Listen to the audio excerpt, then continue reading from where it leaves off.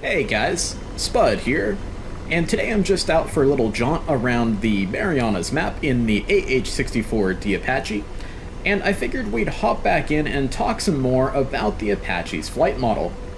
Now, the last video I did about the updated flight model for the Apache got quite a number of views, but definitely also got a bunch of quite spicy comments down in the comment section, and quite a lot of debate as well.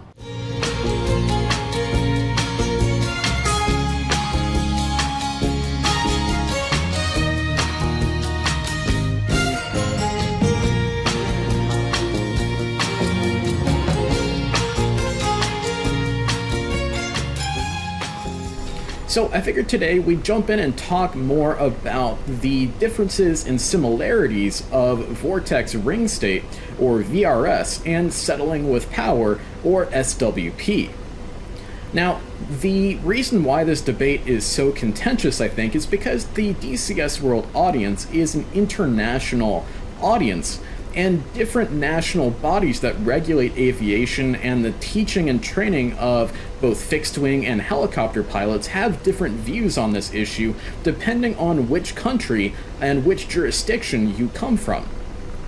So, for instance, here in the United States, in the Helicopter Flying Handbook, which is the basis of learning to fly a helicopter both in the civilian and military world, they make very little to zero distinction between settling with power and vortex ring state. Whereas if you go to Canada, they make a huge, big deal about the difference between settling with power and vortex ring state. And if you go over to Europe and learn to fly a helicopter in Europe, they're kind of somewhere in between, to put it mildly. So I figured first, why don't we talk about what vortex ring state actually is, and kind of draw a little diagram out and talk about some helicopter aerodynamics. Now, big caveat here, guys, I am a professional fixed-wing jet pilot, not a professional rotary wing pilot, but I have talked to a number of both former military helicopter pilots and current civilian helicopter pilots that I know through friends, family, and acquaintances here about this topic.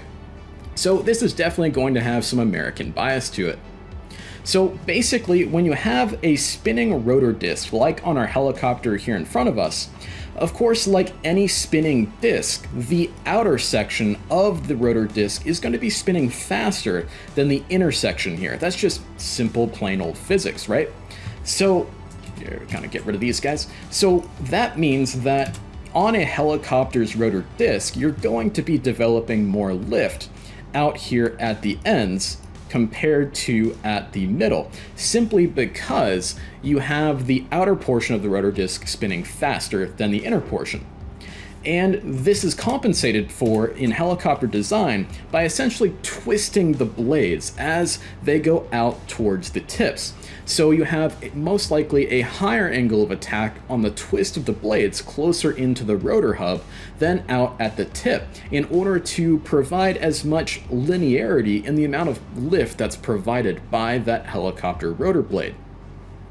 Now, and of course, just like any other airfoil, whether it's a rotor disc, a fixed wing on, say, an airplane or a jet, the tips of the rotors or the fixed wing jet's wing will create a vortex at the end that will essentially curl from the bottom of the airfoil up and over onto the top, just like so.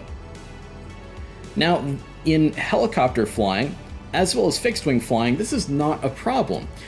Even though it does kind of almost cancel out some of the lift of that airfoil and make the airfoil a little bit less efficient, it's not really that big of a deal. And you'll see different attempts to mitigate this vortex effect by, say, winglets on the wingtip of the next 737 you fly on when you go to visit grandma, or if you take a look at different helicopters' actual blade shapes, you'll see some like kind of cranked ends to a helicopter rotor blade, something of that nature, which is kind of interesting, in order to minimize this effect. But normally it's not something that we have to worry about. However, when it comes to vortex ring state in a helicopter here, as you get slower and slower and slower, the intersection of your rotor disc here is going to develop less and less and less lift, as well as the fact that as you get slower and slower and slower, you're going to have less transitional lift available to you in the helicopter. And so thus you're going to have to increase the angle of attack of your rotor blades to increase the lift to support the weight of your helicopter. And you would do this, of course, by pulling up on the collective, which twists the blades, increases the angle of attack, and gives you more lift. However, as you increase that angle of attack, your wingtip vortices here are going to become larger and larger and larger. That's why, say, wake turbulence from, say, a large passenger jet, say a 747 that's all dirtied up in the landing configuration, going really slow at a very high angle of attack, is going to create a much bigger wake turbulence danger than, say, a little F-18 zipping through the air really, really fast. So same concept applies to helicopter rotor blades here. So as the angle of attack gets higher and higher and higher, and the helicopter slows down, these wingtip vortices are going to, or sorry, rotor tip vortices, I should say, are going to become larger and larger and larger. And at some point, it's going to make the airfoil very inefficient, because you're going to have a lot of air curling over the tips of those blades and then pushing down on the top of the helicopter. And in vortex ring state, you really only get there once you start to descend. And usually kind of the rule of thumb that's published in a lot of helicopter manuals and handbooks out there is about 500 foot per minute descent is where you start to get into a situation where you actually develop vortex ring state. Now, vortex ring state is basically you're unable to escape this curling vortex that's coming over the top here and pushing down on the top of your helicopter because you don't have any forward movement, as well as you're descending down into these curling vortexes. So we'll get rid of those to clean up our picture here, and we'll get rid of our forward momentum arrow there. Now, as you are descending, we talked about earlier about how on a helicopter blade, you develop less lift towards the middle, towards the rotor hub. Eventually, as you descend, and you descend faster and faster and faster, say getting above 500 foot per minute descent rate, up to 1,000 foot per minute descent rate, 1,500 foot per minute descent rate, eventually, you're not going to be able to develop any more lift from the very center of the blade near the rotor hub. And so thus, you have airflow. Rather than being pushed down to develop lift by the rotor disc, you're actually going to have airflow come up near the rotor hub. And of course, because that airflow is then disturbed and lift is sort of kind of created at the center near the rotor hub, it's going to create another big vortex that is then going to push down on your helicopter even more. Now, what I talked about earlier with the wingtip vortices or the rotor tip vortices getting higher and higher and higher and bigger as the angle of attack of the blade increases, you are not necessarily in fully developed vortex ring state. Fully developed vortex ring state really only occurs when this airflow at the center of the rotor hub starts to go up and then curl over and hit the top of the helicopter. And then you get pushed down even faster, and it's basically a giant snowballing effect that pushes your helicopter down faster and faster and faster, and if you can't escape it, you're just going to get smashed into the ground eventually. Now, let's kind of talk about settling with power. Settling with power, in a very simple kind of way to explain it, is basically just like stalling an airplane at high altitude. You get to a point where you just don't have enough power and enough lift to support the weight of the helicopter anymore. Say you're up at a really high altitude and it's a really hot day in Afghanistan, for instance. And that's where you're just going to run out of power and run out of lift, and eventually you'll start to descend as a result of that. However, that's where the difference between SWP and VRS becomes very kind of muddy, because if you start to settle with power at, say, that high, hot altitude in Afghanistan, eventually you're probably going to get into the danger zone of that big old vortex ring state that we talked about earlier. So that's why in the United States here, there's not much of a distinction drawn between settling with power and Vortex ring state itself. However, if you go to Canada, where they do a lot of very hot and high altitude flying in the Canadian mountains, that's where I think the distinction comes in, because, you know, they're more likely to encounter these kinds of situations. Now, going back to our helicopter here, in talking to a couple of former Apache pilots, as well as current civilian Black Hawk pilots, they don't ever think of Vortex ring state. It's not something that really enters their mind at all, because if you don't get into a settle with power situation, you don't have to worry about Vortex ring state. And this is coming from the real world. In DCS here, and it's one of the reasons why tuning the Apache flight model has been so hard for Eagle Dynamics, is DCS pilots will put helicopters, as well as fixed-wing airplanes, into states that a real pilot would never induce on that aircraft, or never put themselves in, due to the forces they would feel in their body, the vestibular effects, as well, of course, as real pilots have real fear, and they don't want to die. They want to go home to their families at the end of the day, or the end of the deployment, or whatever it might be. So they're not just going to be ripping their helicopter or fixed-wing jet across the sky in a kind of funky, odd way that it was never designed to do. So with all of that in mind, and all of that out of the way, let's try and separate out between SWP and VRS here. In the last video, we definitely got into an SWP situation, but we didn't get into a fully developed VRS situation. And we'll also talk about how to escape from these two states. So we're going pretty fast here. Let's try to turn some of this airspeed into altitude here to work with, and we'll head out over the water a little bit, so that way we have a little bit more altitude to work with rather than being over the mountains. And for all of you guys out there who are helicopter maintainers or maintenance officers, please avert your eyes, because I am going to absolutely blow out the engines of this helicopter for the sake of our demo today. So now that we're up pretty darn high, let's go ahead and start to pull back on the cyclic here and get her into a hover, which is most certainly out of ground effect.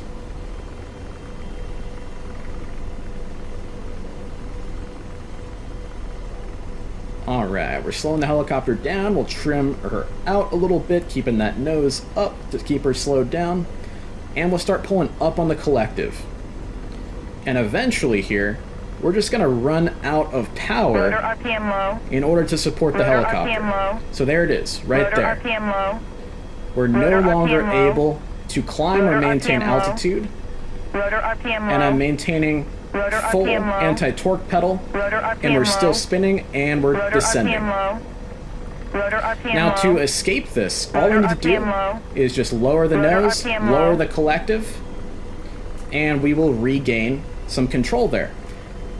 And if you noticed, flashing up in the controls indicator here, we got some quick warnings of VRS. And this is why the kind of area between SWP and VRS is muddied, because if you get into SWP, you can get into VRS very easily, which you guys saw up there on that controls indicator. However, as soon as you start to get some forward momentum and get some transitional lift going, it's not going to be a problem for you. However, we did, of course, blow out our Apache's engines. So let's kind of regroup here, and let's get into a fully developed VRS situation. So for VRS, we're going to want to just descend. And we can get into VRS whether we are in SWP or not. And this is why I think DCS pilots tend to have a problem with VRS, is because in DCS, people are usually over-controlling the helicopter and are usually trying to go too fast. People want to say, there's the airfield, I'm going to land on it right now, boom.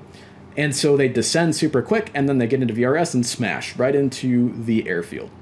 Whereas in real life, a helicopter pilot might be thinking about that landing, starting to slow down and descend, a number of miles away from that airfield that they're thinking about landing at, or that landing zone, whatever it might be. Things just happen in helicopters much slowly than I think DCS pilots tend to realize.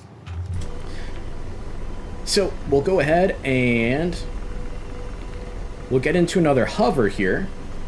But rather than trying to climb up and get ourselves into a settle with power situation, we're going to lower the collective, and we can see our foot per minute descent rate is going down, down. There it is, right there.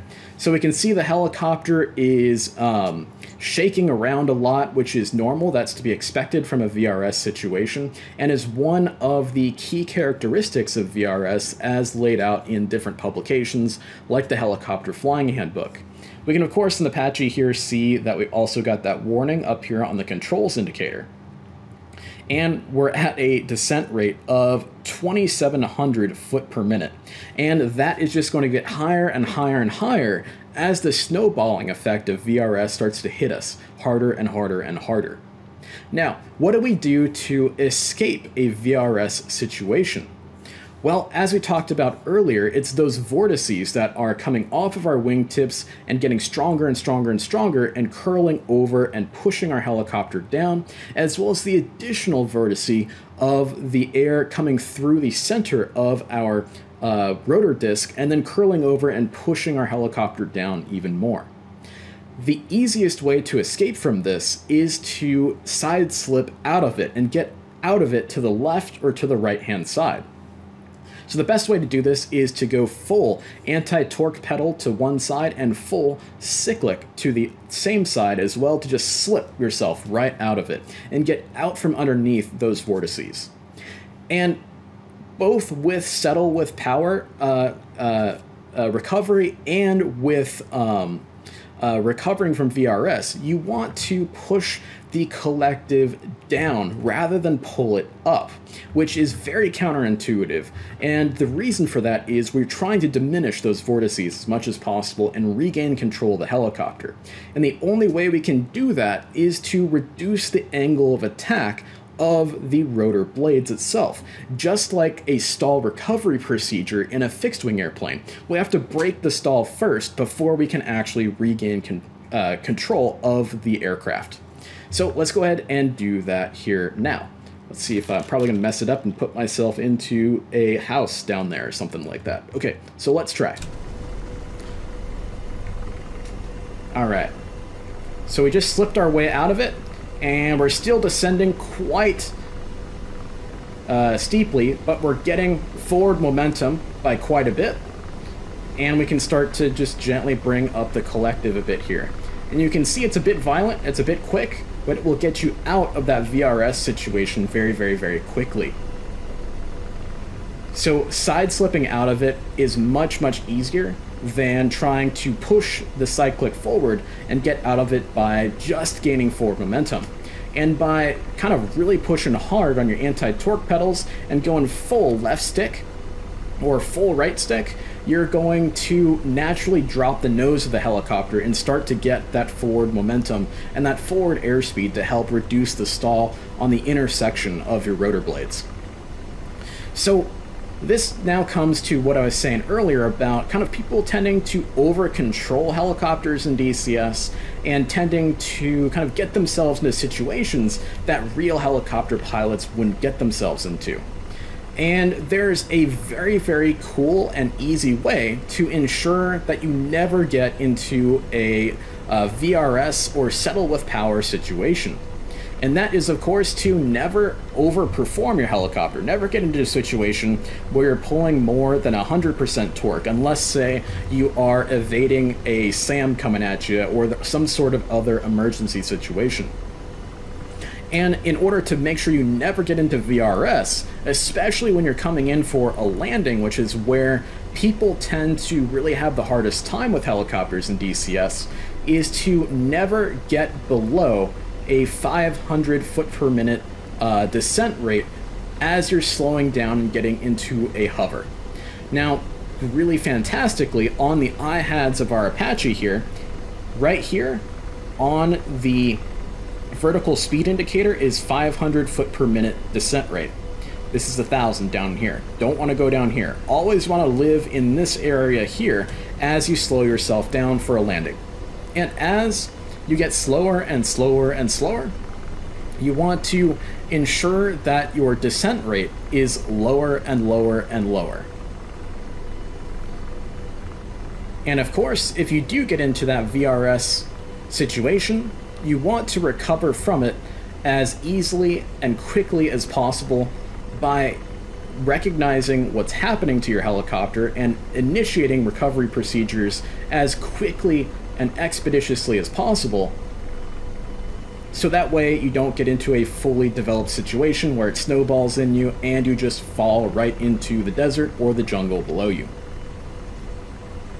So as you guys can see here, as I'm coming in for a landing, I'm definitely making sure I'm maintaining myself at less than a 500 foot per minute descent rate this whole time, and especially as I get slower and slower and slower. And I also really increased my helicopter flying skills in DCS when I just slowed everything down. It's all about slow and methodical in helicopters. It's never about fast or jerky. We always want to avoid over-controlling the helicopter.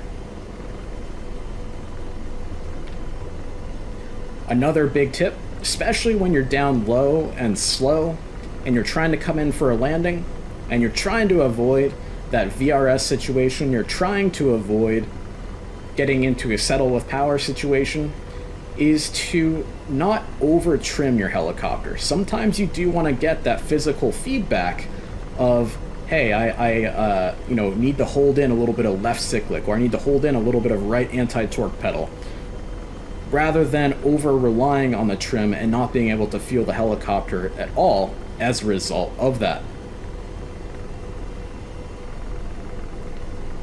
It's also very, very important to remember that any movement of your collective is going to have to also come with a corresponding correction on your anti-torque pedals because of the change in the rotational moment of the helicopter as a result of the increased or decreased torque.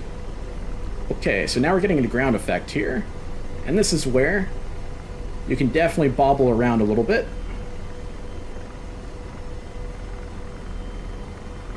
So you just want to be careful, and right here is where you really want to take your time.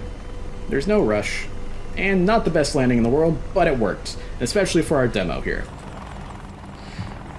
So guys, I hope this helps kind of explain the difference between VRS and settling with power. In reality, the difference between the two doesn't really matter, and especially flying helicopters in real life, it doesn't really matter. You just want to make sure that you don't get into one, so that way you don't get into the other.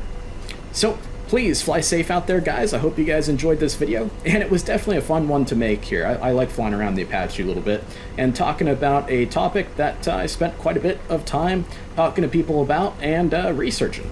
So fly safe out there, guys, and have a good one.